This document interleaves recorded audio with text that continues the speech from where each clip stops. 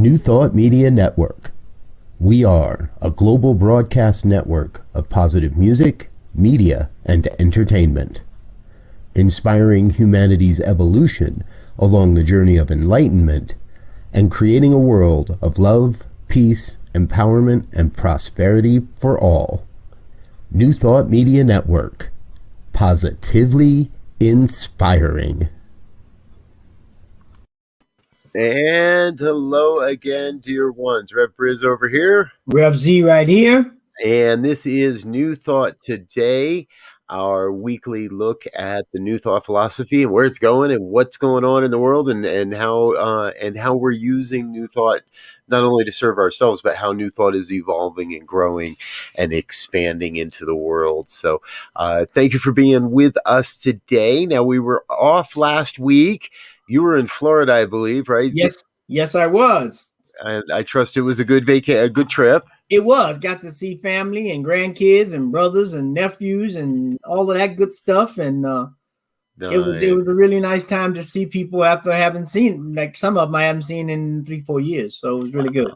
Cool. And I was off in the desert recharging under the desert sun in western Colorado here as well. So thank you for everyone that's watching. Last week we had a guest or the best of series show, I guess. Our great friend and producer Diego Reyes put together a program, and I invite you, if you didn't get a chance to see that, go back and check it out. It was it's a lot of fun to watch those. A compilation of some of our older episodes. We've been doing this show for a while now here too, huh? Yeah. I mean, at least 3-4 months. And so trying to create that in that place where we can come and figure out what the next steps are as we move into this new way of living. Yeah, and that's what we're talking about today, folks. Right? Every week we're here in one way or another talking about what is this new way of living? What is this new vision of life on planet Earth? What's it going to look like? How are we going to work with it? How are we going to be a part of it all? And this week what we decided we'd look at is take a look at how our language, and not only a little bit of how our language got us here, but also what we can do to shift our language and use that language to take us into the next piece. So, Z, why don't you kick us off? Share with everybody how we got here a little bit. Sure. So, I'm sure that most of us, if not all of us, I'll be a little presumptuous and say we are so inundated and full of news reports and internet headlines directing us, if you will, as to where our minds and attentions should be focused by their wording. And if we go to the TV, we got images to go with those words. So that's a whole nother topic we'll hit a little bit. But we begin to see how, or at least it appears that way to me, that the more news comes out, there's very little positive news. There's always news that they try sometime to be middle of the road, but it has a kind of a negative bent or pessimistic approach to it, or things that are not just even, if you will. And so we know, especially from a New Thought perspective, we understand that words are power and that words create. And then if we continue to use our old languaging and continue to keep out picturing these same ideas and thoughts and words that are in our head, nothing will change. Right. And as the saying goes, if we keep doing the same thing the same way, expecting a different outcome, they got some special words for that. And I'll just leave that as it is. I think they call that insanity. Now,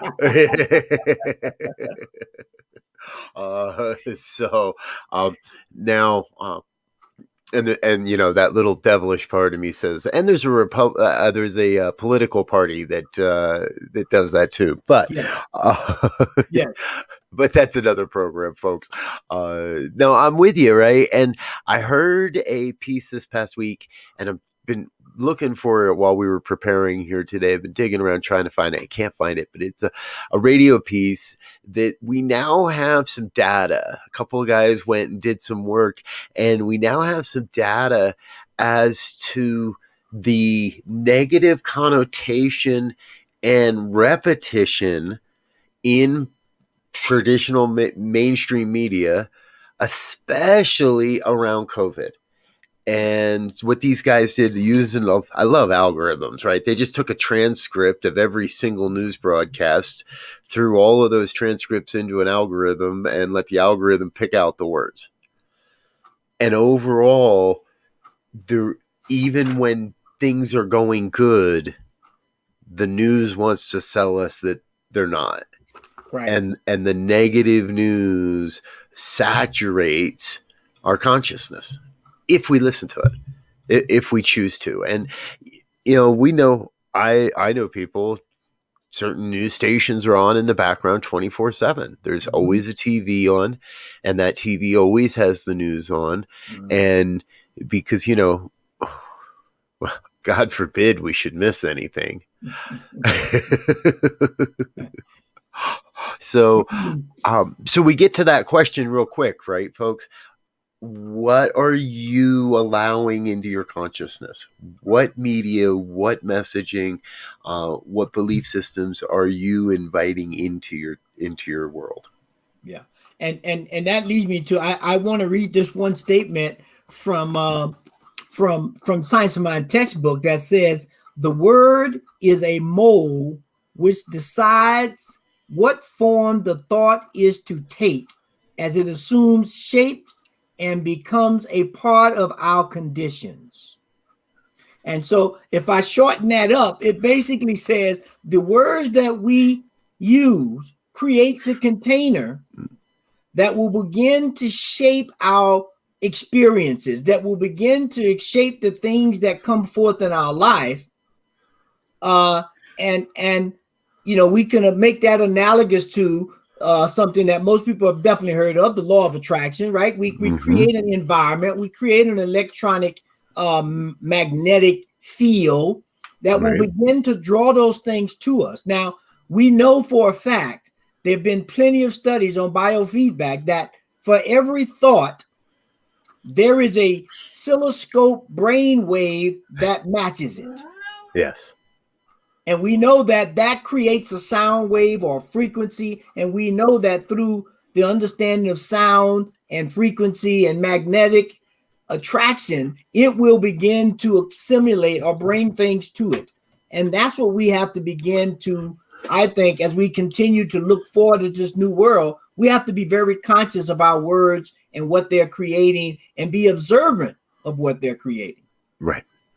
Ultimately, we are constantly proving our own belief pattern by repeating that belief through the words we use. Yeah. And I have a great example of this. And for those of you that may have heard me share this example before, well, hey, it gets better with the repetition, believe me. Before I learned any of this stuff, before I had any idea about New Thought and metaphysics and really was even interested in philosophy and the basis of all this, I was working in the restaurant industry, and we had a saying. I had a saying. People would ask, how's your day going? How's it going? How's it going? And being the kind of funny guy I was, I would say, hey, every day starts out great, but invariably some a-hole comes along and ruins it. Well, you guys see where this is going. I would say that so often and I would prove it every day. I would prove it. Sometimes it was at 4 p.m. Sometimes it was at 8 p.m. Sometimes it wasn't until midnight. But every day, I guarantee you, every day I fulfilled my own word. My word was being fulfilled. I didn't know what was happening, so I didn't realize how to be conscious of it. I just thought I was being incredibly observant of the way of the world. No. Yeah. And I forget what the incident was that woke me up to it. I think it was the day I realized that I was the a-hole messing up somebody else's day. Then I realized, hey, maybe this isn't a beneficial way to live life, and started to change that and just stop saying it. Yeah. And if you stop saying it, you're going to stop believing it. Yeah. I'm broke. I don't have enough money. I never have enough money. There's never enough coming in. There's always something always goes wrong with the car at the end of the month. There's never. Stop saying it, and you're going to stop believing it. But you don't have a chance if you don't stop saying it. And here's the flip side of that. We've also learned the traits of making statements that, oh, everything is great. Oh, it's all good. How was your day? Oh, it's just peachy keen. It's, high side of whatever, right? And that's okay if you mean it, right? Which leads us into, and we'll get there in a minute, another part of this conversation is that when we use these words, they create feelings and emotions, or emotions and feelings. It's the chicken or the egg right there in terms of what really happens. But we have to begin to understand that. And we also must tap into the word is not only the spoken word. That word is also represented by thoughts, i.e. concepts that we hold and wrestle around in our head. So you'll hear a lot of people now saying, how do you talk to yourself? Because you don't talk to yourself out loud. You talk to yourself in thoughts in your head. Sometimes. Well, sometimes, yeah. Sometimes when I'm on the edge, I start really getting into it. But that's it, right? That communication, that's where it starts. That communication with ourselves, these words that we tell ourselves every day of, I'm not worthy, or I'm not this, or I'm not that, or I am this, or I am that, begins to create, as we know through repetition, a muscle, if you will, that will always take, once you develop it, it's the path of least resistance. And we know we will always take the path of least resistance. Yep. I can't tell you how many times I've told people, well, my biggest challenge in life has always been money. Folks, I don't believe any of us are here to be challenged. Now, I used to believe that.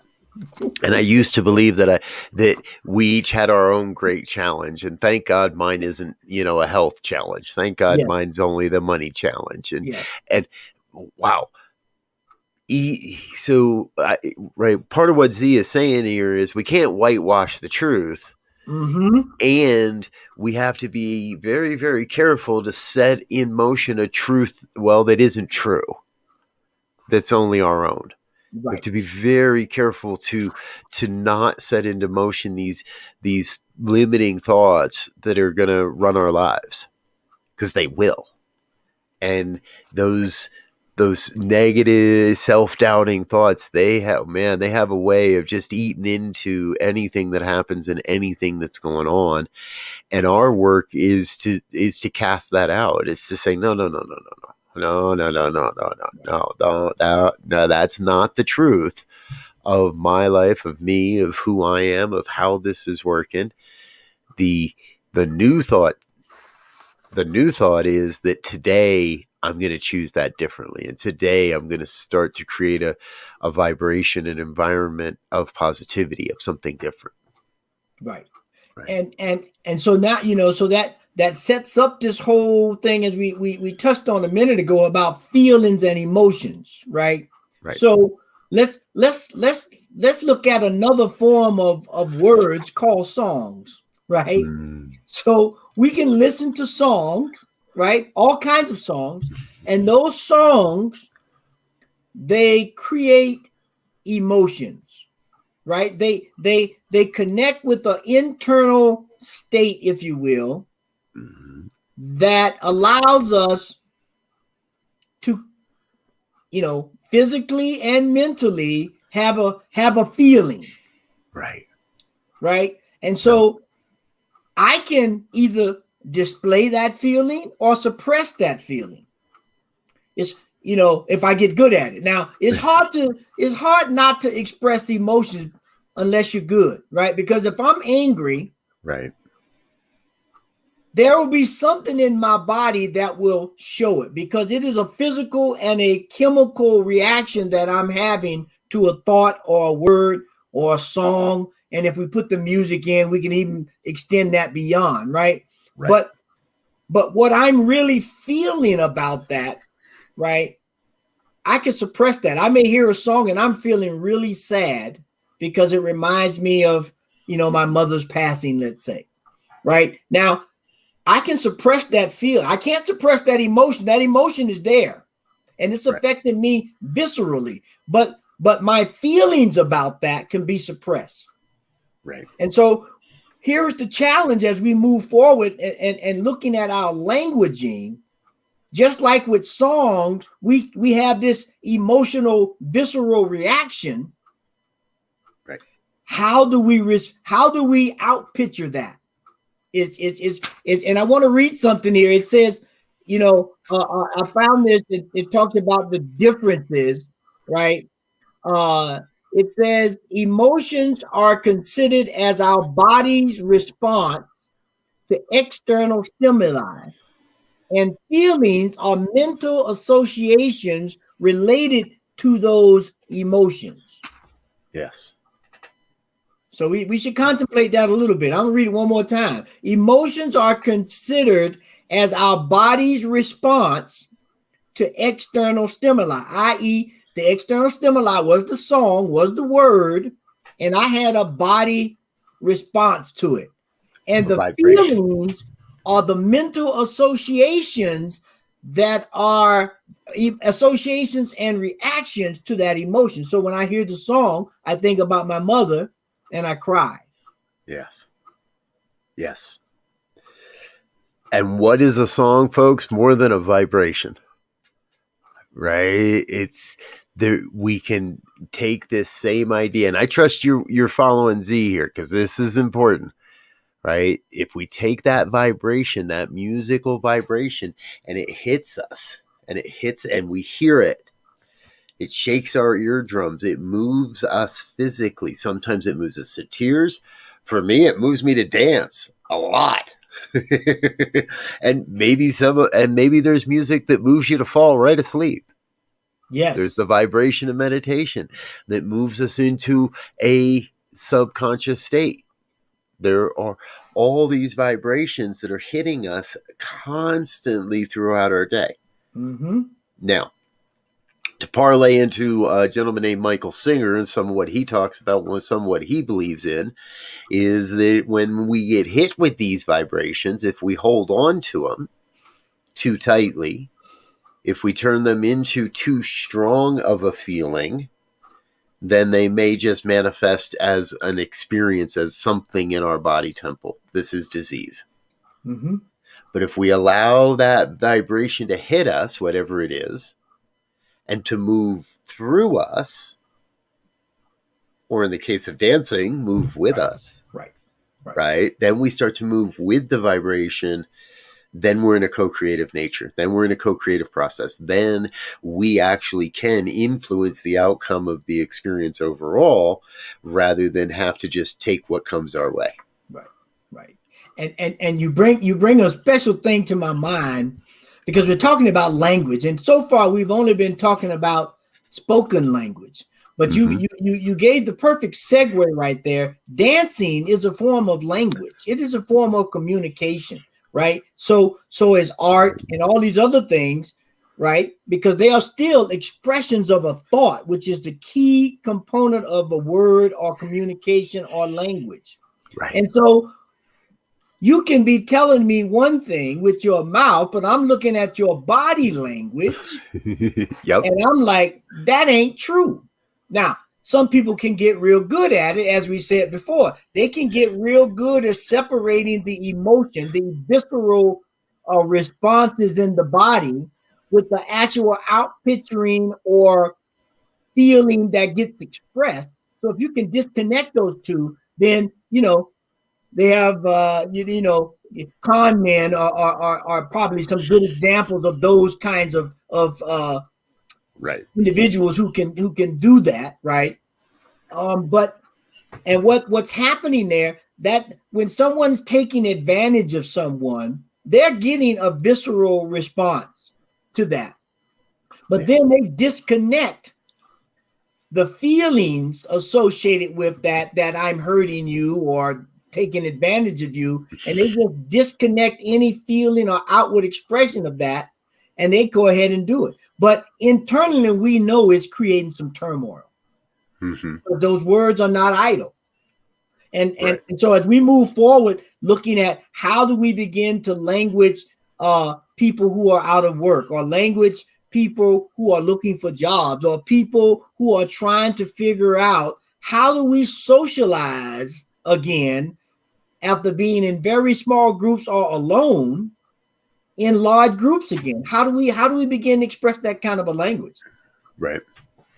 Folks, you're listening to New Thought today here on the New Thought Media Network. I'm Rev Briz, my co-host and great friend Rev Z, and I come together every Tuesday at 2 p.m. Mountain Time to explore the evolution of this New Thought philosophy, to explore where New Thought is taking us in the world, and what the world is calling and asking us to be and to do and to believe, and in this great creation of a world that works for everyone. So we want to thank you for being with us today, and we want to thank everyone that's been financially contributing to this mighty network over the months already here in January. If you're on one of our committed giving plans, thank you so very much.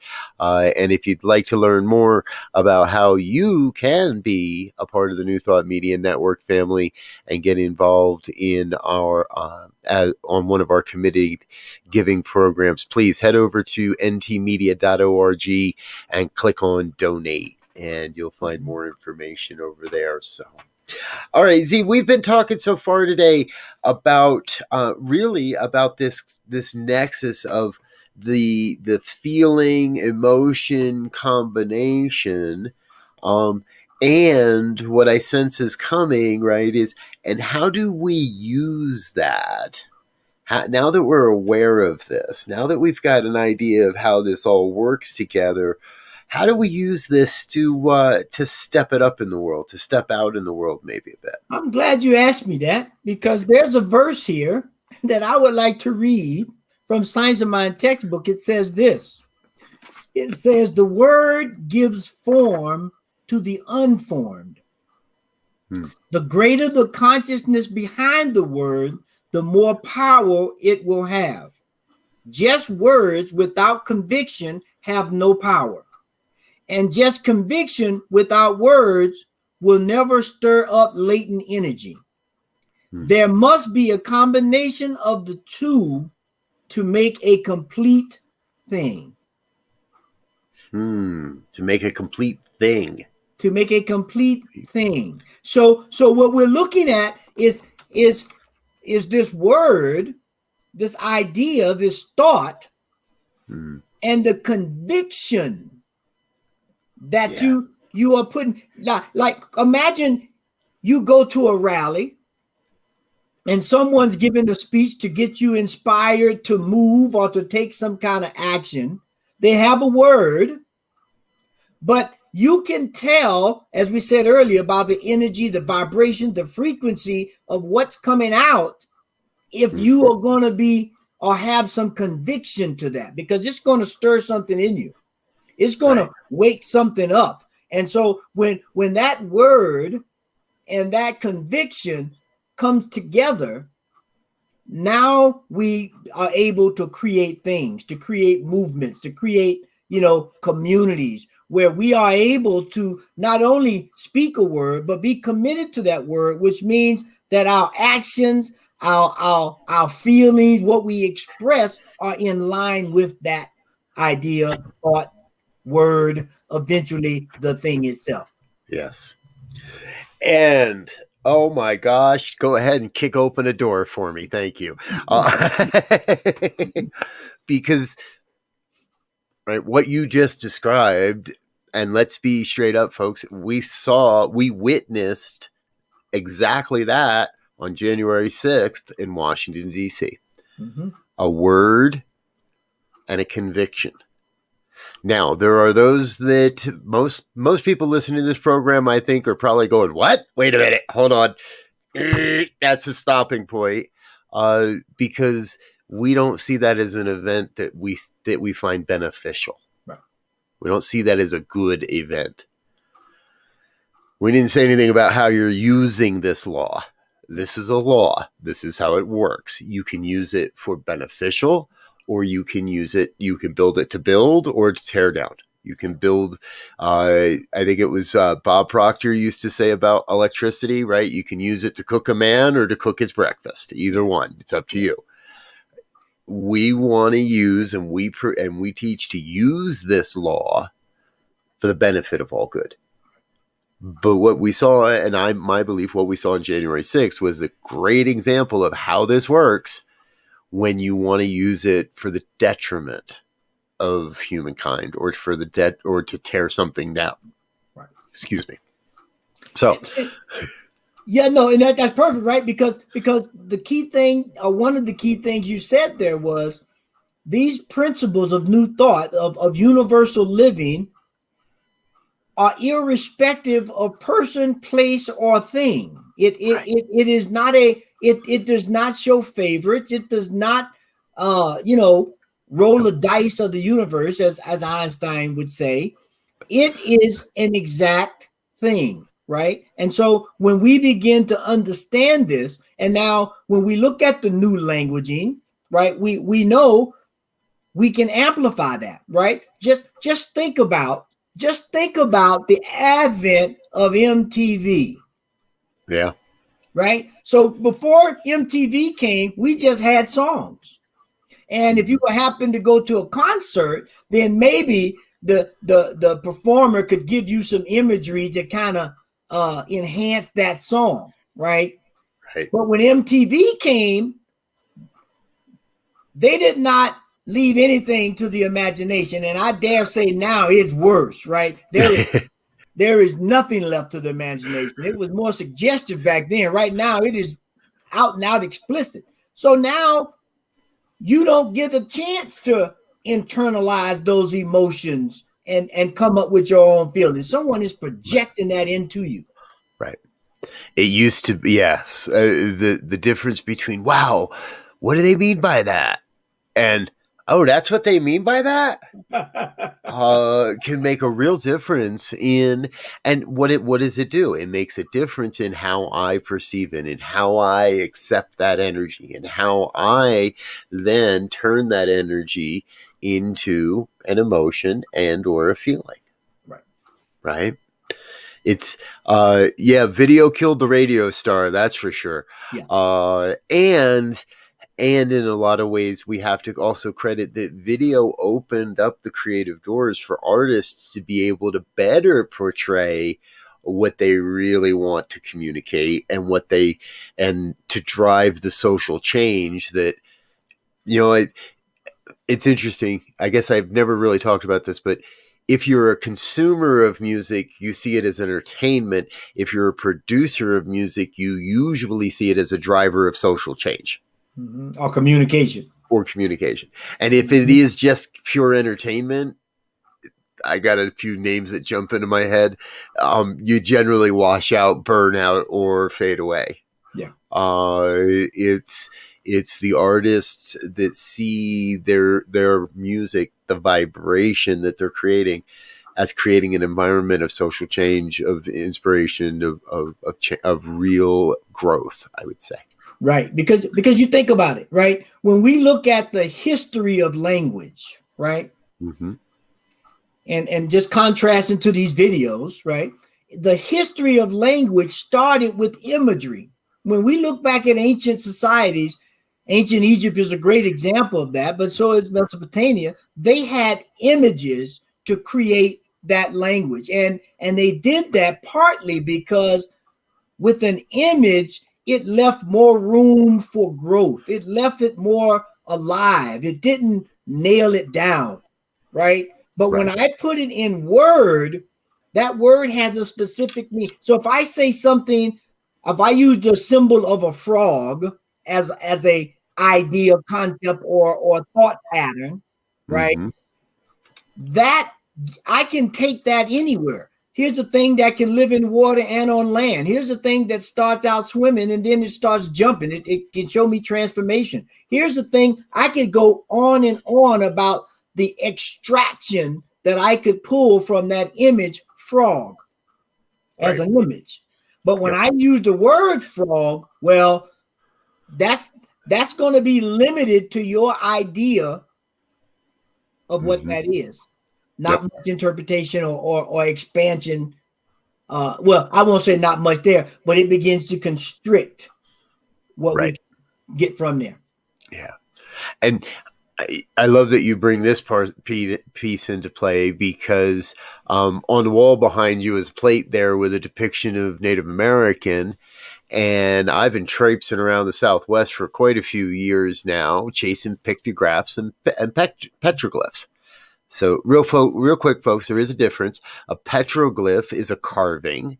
A pictograph is a painting. And all across the American Southwest, there are pictographs and petroglyphs, and you go look at, and we're always trying to interpret these.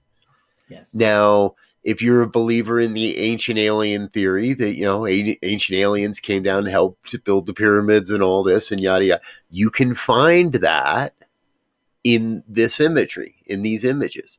If your belief is more in an all pervasive power, a power of oneness, you can see that same imagery in the same pictographs, in the same panels.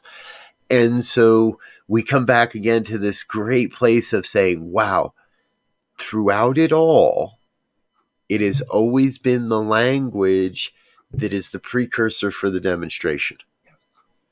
We don't know. We might find something and not know what it is and then give it a word, but really it isn't that until we know what the word, until we associate the word with it. And that brings to mind this classic saying that the word is not the thing. Yes. You don't go to a restaurant and pick up the menu and see a good steak described on there and start eating the menu, because the word is not the thing. You want the steak, and you want it prepared with the onions and garlic butter and the potatoes and leeks and whatever it is that's being described. But the words are not the thing. Which is good, because like, how many people today are ordering by I'll have the 15 and make it a double supersize. What was that? Yeah, that ain't food, is it? Okay. No. And that's key, though. That's key, because when we think about that, it begins to disassociate what we're doing, what we're getting involved in, however that is, with something that may or may not represent it. And if I've got a thing in my head that of what that represents, I've already degraded the thing itself. Right. Because by that I've taken something away from it. Yep. That's coming back to the, oh, hey, look, here comes today's a-hole. Here comes the guy that's going to mess up this is the experience. Here it is, folks. Here, I can see it coming. This is going to be the one that messes up my day. We can future project those limitations. Right. We're constantly. So let's swing this back to our law of attraction piece again, real quick. We are constantly attracting into our lives the experiences necessary to prove our own personal limiting or not beliefs. Would you rather believe that the world is limited and that somebody's in your path to ruin your day, or shall we shift that belief and set the limit maybe a little higher? Yeah. And you bring to mind this great practice, we've all heard of it, called journaling. Mm-hmm. Right? because journaling, what it allows us to do, it allows us to get in touch of the many things that it can allow us to do. It allows us to get in touch with our own languaging. Right. And it gives us a chance to get in touch with how this language affects us or causes emotional responses in our body. Mm. And then in return, how do we outpicture that by expressing a feeling? Right. Yeah. And so now, by journaling, if that's a practice that you use or you would like to explore, it gives you a chance to get in touch with the languaging. You having these situations, and you continue to write about them, and then you go back a week, a month or so, and you look, and you said, I keep describing this thing the exact same way, but it was a little different than that. Why am I doing that? Right. Or we start to realize that, hey, wow, this thing keeps showing up. This thing keeps calling, keeps showing up, saying, hey, ding, ding, ding, ding, ding. I'm going to keep whispering in your ear until you listen. I find it, I'm sitting here in one of those moments of, oh, thank you, Spirit. Yeah. I get it. Because I didn't share this with Z earlier, and we didn't plan to talk about journaling earlier. And Tuesdays on the network, I normally at 7 a.m., we have our Mystic Writers Hangout. And it's a journaling practice. And it's the Tuesday morning spiritual practice at 7 o'clock. Well, I got my first COVID shot, my first vaccine shot yesterday, and things have been a little wonky and a little weird. And somebody described it as gluey. Feels like I just got glue in my veins and everything's moving a little gluey. Yeah. So I overslept this morning and I didn't wake up in time to do the journaling exercise. Oops. Okay. But then my 10 o'clock show is The Growing Edge. And what did I talk about? But a journaling exercise. As a matter of fact, we talked about the John Randolph Price of the Abundance book and the journaling practice that goes there. So without any pre-planning, here we are today, still talking again about the value of journaling on the day when I didn't do my journaling practice, or at least one of them. And folks, right, and I see this again as another example. I know this is a valuable aspect of my practice in so many ways. Visioning for the future of my ministry, in the abundance practice, in our prosperity practice, in just our tapping into the intuition and listening for the divine urge, the divine nudge to do and to be and to serve and to grow and to be all in this thing, in this vision of a world that works for everyone. That which is ours to do cannot be left undone. Right. And if whether it's in your journal or in your prayers or in your meditations or overheard in a conversation or a job offer or whatever, what is yours to do will find its outlet. It has to, because that's what you're here on the planet to do, is to bring that into the world. Yeah. And that's key, given the fact that if we think about, and I'm sure we've all done this, because and reversed fields, if you will, as we were growing up, given the community and the social economical environments that we were raised in, we were given certain ideas, which eventually became manifested in the words and emotions and feelings and expressions of certain things, of different races, of different sexual orientations, or different ethnicities, right? And so we had some words and ideas and concepts that evolved into emotions and feelings, and we created a thought pattern. We created a container of language, right? And so now, as we move through this COVID, social justice, racial equality, gender upliftment, and all manner of readjusting our lenses, language is the key to all of it. And I've been to many social justice and racial and diversity and inclusion workshops and seminars since this whole pandemic evolution of life started. And one of the key things in all of them, no matter what they are, is we have to be clear about articulation. We have to be clear about emotions, and it's not a good thing to hide those emotions. Right.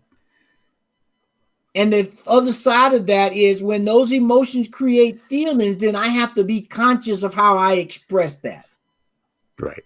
because it could be hurtful or it could be doing damage to myself if I don't express it. I mean, Right. so again, it's this culmination, this cyclic effect of one thing leading into another, which speaks to the whole idea of new thought and unity, that it's all connected.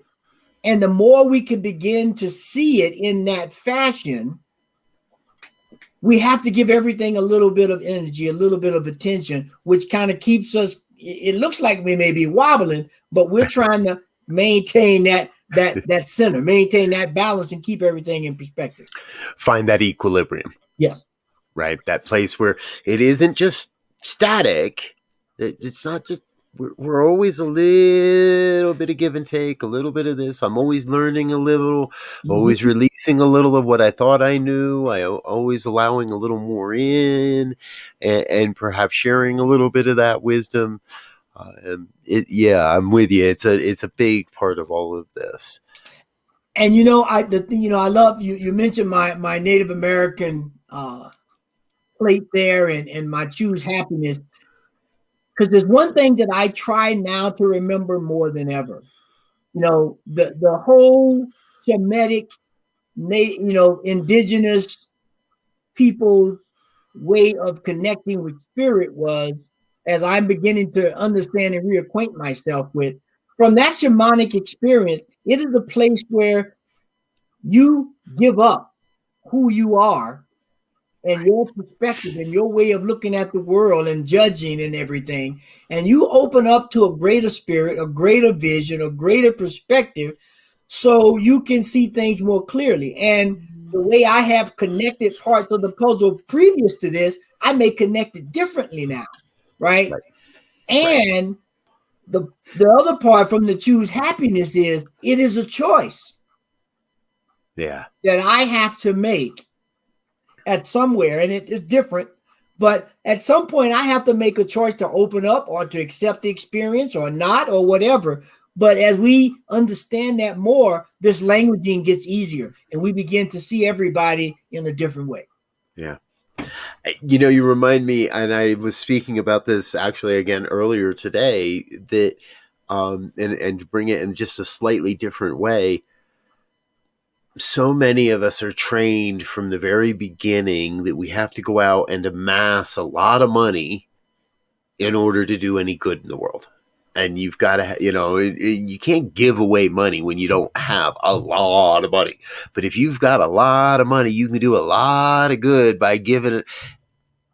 And my experience after 50 plus years is most of the folks that have a lot of money are the ones that aren't giving it away.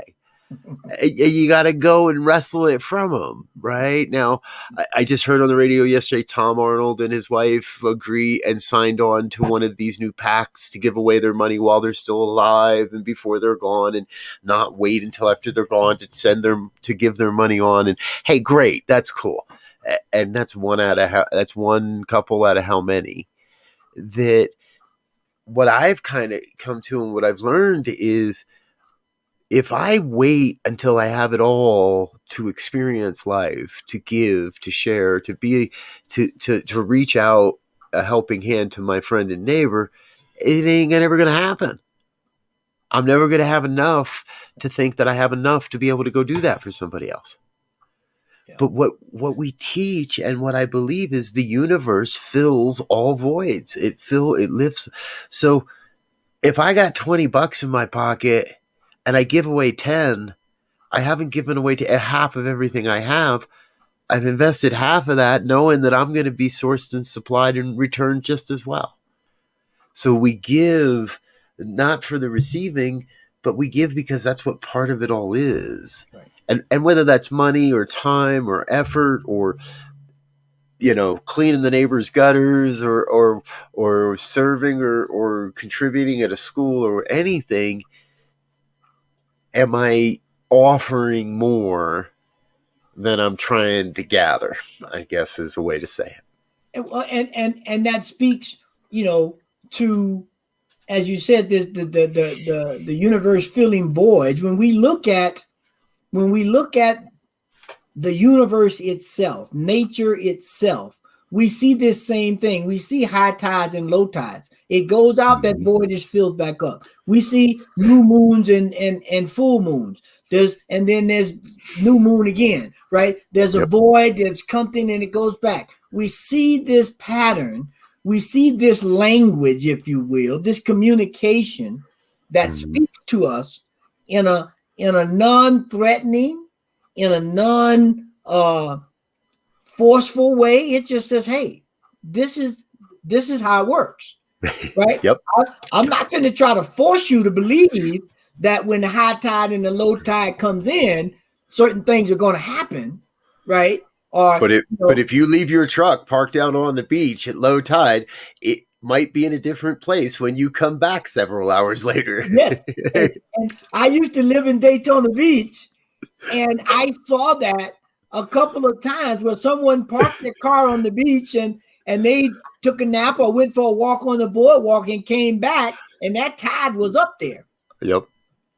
And so that's a very good example of life. And I think in the language and the presentation of language, whether it's spoken word, idea, dance, song, body language, facial expressions, we have to begin to put this in a congruent manner that is connected with all things. And you just struck for me, and this even goes to our digital language.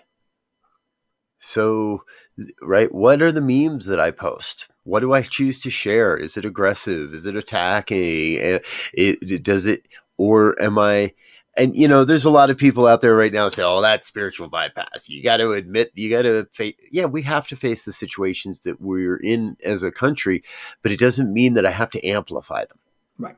It doesn't mean that I have to attack and be aggressive against people because we have different belief systems. I promote I believe our work is to promote and raise the vibration of that which is positive in the world, that is inspiring people to be a beneficial presence on the planet. And I can speak something, or I can speak a word to something that is disagreeable to me, that I may not particularly like, or that I may find offensive, but I don't necessarily have to condemn the people or the situation or the thing. Now, there may be a little bit of adjustment that needs to take place on both parts, right? Yep. If we're trying to create this world that works for everyone. And now we have to get into this hidden thing about intent, right? Uh-huh. Which is a whole nother, that's a whole nother program, the whole idea of intentions, right? But from a language perspective, if I don't state reality, not wallow in it if it's not conducive, not condemn it, but if I don't state it, at some point, that's a language I can talk to myself, and I begin to not deal with reality. If it's raining and I say it's not raining and I don't get on a raincoat, I'll take an umbrella. Well, eventually I could catch a cold all through by just being very dismissive of reality. I just had a picture of the Dark Knight from Monty Python's Holy Grail, right? Hopping around. I still got one good arm left. Yeah. Get back here. I'll bite you in the kneecaps. It's just a blatant disregard for the truth, for the reality. Dude, you've got 3 limbs severed. You're not going to win this battle. And we do that to ourselves. So all right, I did it to myself more than I needed to, and I'm trying to do it less. But we can cut off our own good by buying into the limitations, by agreeing with other people's opinions of us. That's one of my old time favorites, right? Your opinion of me is none of my business, and mine is none of yours. Exactly. So, I'm just going to tell you what I like about you, and trust that, hey, along the way, we may come to a greater realization of our oneness, and that I don't have to like who you are. Right. But I do have a deep respect that you're part of this one thing and you're part of this vision too. Everybody out there is part of it. And think about it, right? If I'm not happy with my body presentation, whatever that is, Mm-hmm. I have a choice. I can change my diet, probably a double choice, and or increase my activity to find that equilibrium to where I get to it. And I may not like it, right? But Right. if I want to make that change, I have to take some actions. I can't sit idly and not be actively involved and expect those things to change. And that's with anything. I just made a body example because that's one we've all had some kind of association with. And Right. so, I think when we can begin to do that through journaling, I'm gonna step back to a practice here again on how we do this thing is that if we begin to journal, we can see these conversations we have with ourselves or we have with ourselves about other people, places, and things. And then something that I've ramped up for myself here recently is my meditation practice. Because the more I practice meditation on being and trying to quiet my mind, inevitably my mind starts running and I see the conversations I have with myself and I see what I think about other people and other places and things. And I'm like, ooh, I'm pretty shocked about how I think about that. Ooh, that's on the edge right there. And so now I begin to not only meditate, but when I have these moments of thought, it gives me a moment if I choose to have a contemplative conversation with myself. How does that expand? Where did that contemplate that thing that popped up? Right. And then let it go. But I'm understanding language. And so now I may react differently to my kids when they do X, Y, Z than I did before. Yep. Yeah, we didn't even step into that quagmire. I used the word quagmire. But right, that arena that language changes generational to generational. And, I see things that I would label as lazy, ineffective use of language that other generations don't. And the younger generations, we've all created language to help differentiate ourselves. And I'm of that voice that, hey, that's good, that's all good and well, and I'm still looking for that language that unifies us, rather than differentiates us. And you bring a point to mind. I saw the presentation. I forget the author's name. There's a book that she just presented. She's a former dean at Stanford on how to be an adult.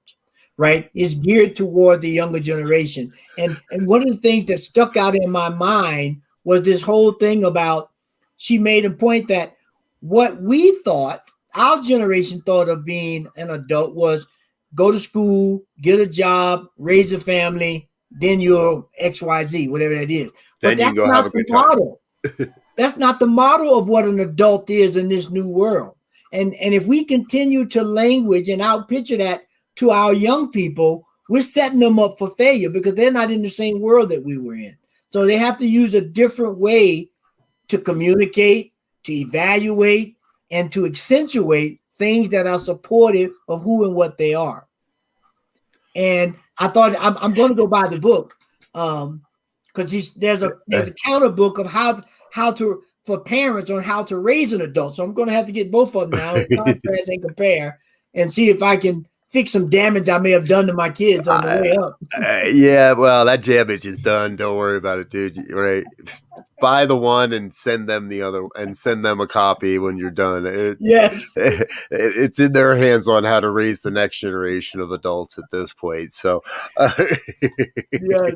But I hear you. I hadn't thought of it that direction, right? And I'm interested to hear how you like that book when it comes in, because,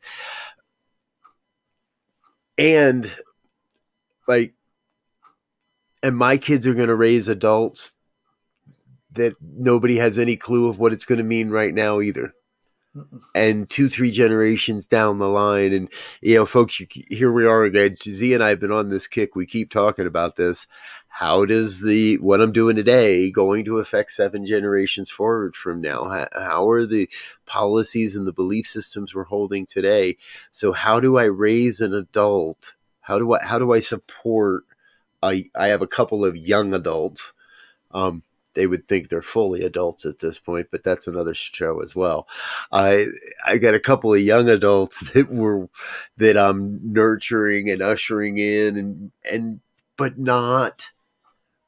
right, I'm not the one that sets the boundaries either. Completely, You I'm think not we the do. one that we think. Yeah, but yeah, we. I can't tell you how many times my kids look at me and go, "Okay, boomer." I'm like, ooh, you're gonna get. I don't slap my kids, but you're pushing it. you're enticing me to think You're moving differently. too loud. Anyway, I think we've done it, Z. I think we have had a good look at the language in our lives. Yes. I think we've also, I trust, inspired those of you watching to consider how your language, how the word in your world is really creating your life. And we'd love to hear more about how this is working for you, or any quote challenges you might be facing. Please send us an email, ministertalk@ntmedia.org. That goes directly to Z and I, and we're more than happy to have a dialogue. Perhaps you have something you'd like us to cover on the program. Perhaps you have a topic or something you'd like to see us talking and discussing about. Perhaps you have a guest you'd like to see us bring into the studio. We intend to do quite a bit more of that in the coming year as well, bringing more and more voices into this conversation. So please let us know. Drop an email, ministertalk@ntmedia.org. And as we mentioned earlier, this network is a 501c3. It is operating fully on your donations, gifts, tithes, offerings, and financial sharing. So please send us whatever portion of your good you'd like to support this network. It's newthoughtmedianetwork.org/donate, or you can use the NT Media. That's an old banner. You can use ntmedia.org and click on donate as well. All right, Z, before we head off into the afternoon, final thoughts. Well, I would say, get a journal and start journaling a little bit to hear yourself as you think, as you talk, and begin to explore how they affect all your relationships with yourself, your kids, your neighbors, your partner, and then see how you can use different language to maybe change the situation. Yeah. Another more I need to add there. Thank you very much. I'm gonna go spend some time with my journaling now. Yes. Make up for what I missed this morning. All right, folks, we're out of here. We'll be back again next Tuesday, 2 p.m. Mountain Time, for more of New Thought Today. Until then, peace and blessings. Peace and blessings.